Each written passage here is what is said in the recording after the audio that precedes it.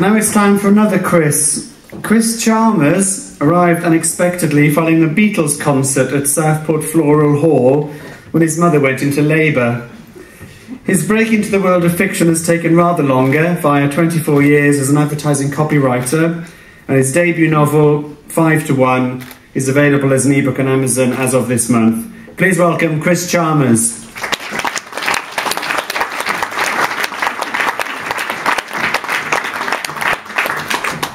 Thank you. As Paul says, 5 to 1 is being published as an ebook, so there isn't a nice big stack on the table over there, but there are some flyers lying around, so if you know any Kindle users who might be interested or you'd like to take one, please do. I've always been intrigued by the idea of a random incident that completely changes someone's life.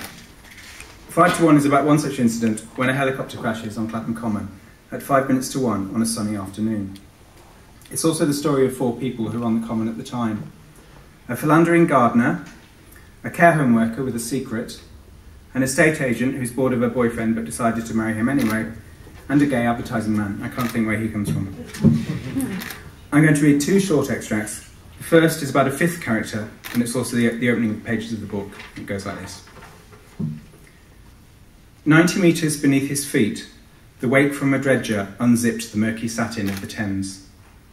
The cockpit of the little red AS350 reverberated to the juddering rotor blades, visible through the skylight as a bowl of blur.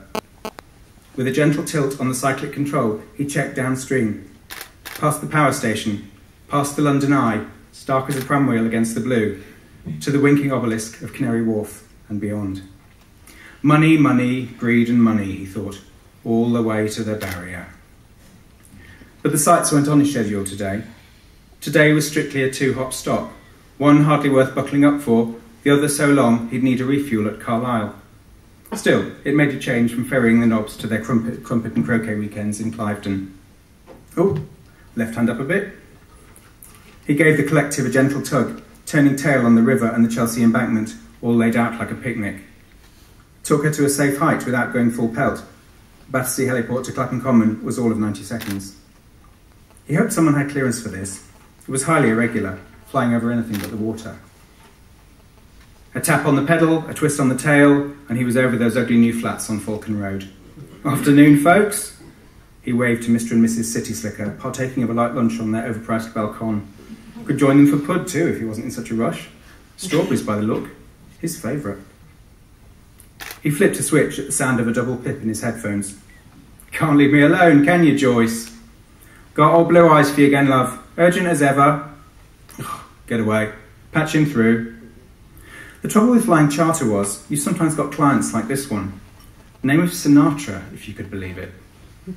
What's your mate? Afternoon, Squire. He eased the cans away from his lucky yellow helmet.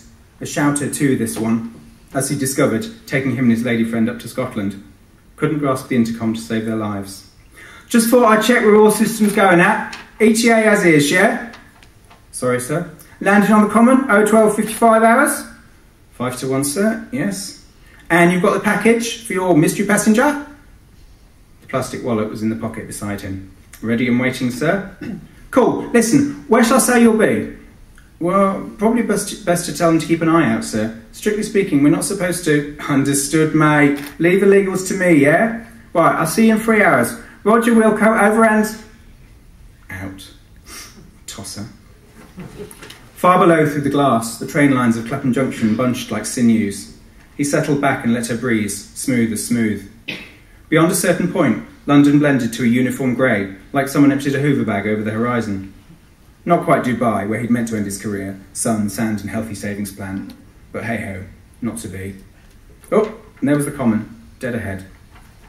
Wide open spaces and broccoli trees. 200 acres, if memory served, and as close to a triangle as you got with Victorian town planning.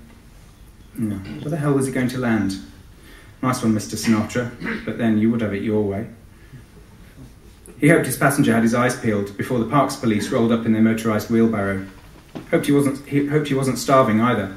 It was a long old haul to Inverness, even with a stop, and there was only a sandwich in the back. Mints too, somewhere. Cafe, bandstand, pond. Nothing else to avoid.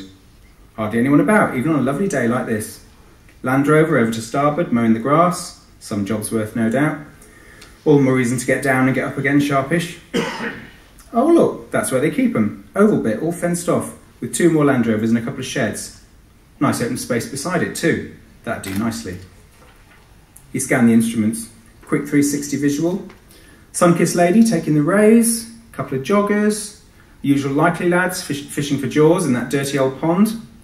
No one who looked like they'd packed a kilt and an overnight bag. He brought her level and settled into descent. Could do with one of those mints now, as a matter of fact. Hang on, what the hell's that? Bloody tramp on the grass, right on his patch. Lying there, singing away to himself, waving it all about like the dying fly. Go on, sling your up. There was another Charlie down there too, on his phone with his fingers in his ears. God, they were all out today. He put her into hover. The noise usually drove them off. That was another thing about Dubai. At least the sheikh kept his AK-47 under the front seat. Stubborn old sod wasn't shifting. Unbelievable. And the chaps at base wondered why he wanted to hang up his helmet. If anyone got a camera out now, he'd never hear the end of it from health and safety. Nothing else for it. He pulled up and swung around, banking over Parky's lockup. Aha! Decent-sized spot by the pond. Sorry, lads, I'm going to scare your fish. And as he did, a tube of extra strong mints rolled out from under the seat. There they are. Another visual, all clear, bar a traffic cone, some smart aleck had plonked on the grass. Soon blow that away. Light on the throttle, bit of left pedal, nice and square. Perfect. All he had to do now was keep the tail clear of those trees. Of course, it was different for the young lads. They still got a buzz from flying boys' toys. Plus, it did no harm with the ladies. He was the same at their age. But now all he wanted was to be near his daughter and little Ben. Finally get round to building in that... Ooh, steady. High on the ball, old son. Don't want to end up like Nobby Curtis in the Forest of Dean. He could kill for one of those mints. He put her into settle, 30 metres and counting. If he leant over carefully, he could just about reach. That was another health and safety no-no. Loose items in the cockpit. Get something stuck under the pedal at the wrong moment and you were as good as... bugger. He didn't feel the tail hit the branches. Didn't hear the rotors shred them to a blizzard of splinters. Didn't see the 4 upturned faces, open-mouthed, aghast, as the fuselage slumped into a spiral. As he braced for impact, the litany of safety drills tumbling through his head fell short of his hands, and his last thought was for all the ribbing he'd taken from the chaps at base about his lucky yellow helmet. If he was going to see his grandson again, it had better do its stuff. The other extract is very short. It concerns Tony, the gay advertising man. Tony is actually a Kiwi, in London, mulling over his stalled career and hopeless love life. He's flat-sitting in Clapham for a mate who's away on business, and one day he invites a friend round for lunch, another New Zealander, a girl he's met on the common. The girl leaves the flat abruptly, and Tony later discovers that a large quantity of cash has gone missing. Just to warn you, I can't do a Kiwi accent, but I can do an Australian one, so if you could pretend it's the same, that'd be great. Do you think you might have taken her number down wrong? The policeman was standing at the mantelpiece. His voice was deliberate, like he was addressing a kindergarten. I doubt it, said Tony. Worth trying a few combinations, said the policewoman. Very common to reverse the last 2 digits. They told him their names, and Tony had forgotten already. It was nearly 6 o'clock, but he wondered if he should offer them tea. The English always did in Agatha Christie. The male officer flicked back in his notebook and scanned the statement again. So, Mr. Torrance, you let a lady you don't know into a flat you don't own, where she helped herself to 2,000 American dollars you didn't know you had.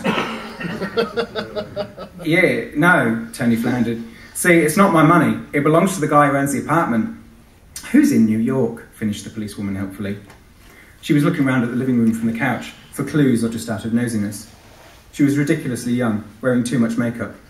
Tony wondered if the careers advisor pushed her into the police away from hairdressing. Her colleague was older and smelt of fags. His belly peeked out under his regulation bulletproof in a white cotton smile. And according to what the young woman told you, she's a New Zealander like yourself, a singer, staying with friends locally. Anything else? Tony racked his brains. They've got a dog. Who has? Asked the policeman. The guy she's staying with. It's called Ethel. The officer's biro didn't budge. Have you got any photographs? Piped the policewoman. She means of the lady. His tone wasn't necessary. No, said Tony, I haven't. I only met her twice. I asked her in for a sandwich while we talked about her love life. Geez, he wasn't going into all that. The officers exchanged glances until the policewoman's radio crackled like a talkative corsage.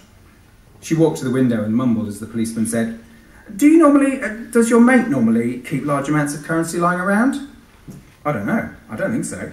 He had to pay people in New York. Oh? Business associates. Oh? His pen was moving again. And what's the nature of these business associates, if you don't mind me asking?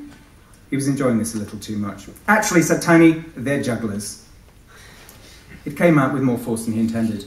The lady PC swung round. We're only trying to help you, Tony. There's no need to... No, look, they really are jugglers. It's for a business presentation. The policeman snapped shut his notepad. I see. I think we've got all we need. I presume the household is insured. I guess so. Won't do him any good because there hasn't been a forced entry. Oh, shit. Best thing he can do is see if his employers are covered. Obviously, we'll keep an ear to the ground, but our best chance of catching this woman is if you keep an eye out yourself. Only you know what she looks like. The policewoman picked their helmets off the couch and passed the larger one to her colleague. Now, we're not asking you to apprehend anyone, Tony. If you see her, give us a call and we'll take it from there. They were halfway down the hall before she finished speaking, heavy boots tapping on the laminate with an echo you didn't get from Nike's. And when your mate gets home from his meeting with P.T. Barnum, said the man, tell him to keep his wad out of sight in future. 70% of burglaries are opportunistic. He opened the front door, unable to stop himself standing aside for the lady. As she stepped through, the policewoman fixed Tony with a reproving stare that looked wrong on a 12-year-old. But of course, it's not burglary if you let them in, is it, Tony? If I were you, I'd get to know your lady friends a bit better before you let them loose on your worldly goods. She popped on her helmet like something from a dressing-up box. Sort of thing we usually have to warn the gays about.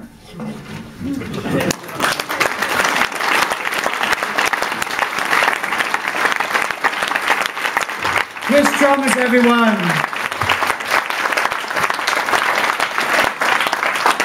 I'd just like to say that gold lame scarves are now military standard issue.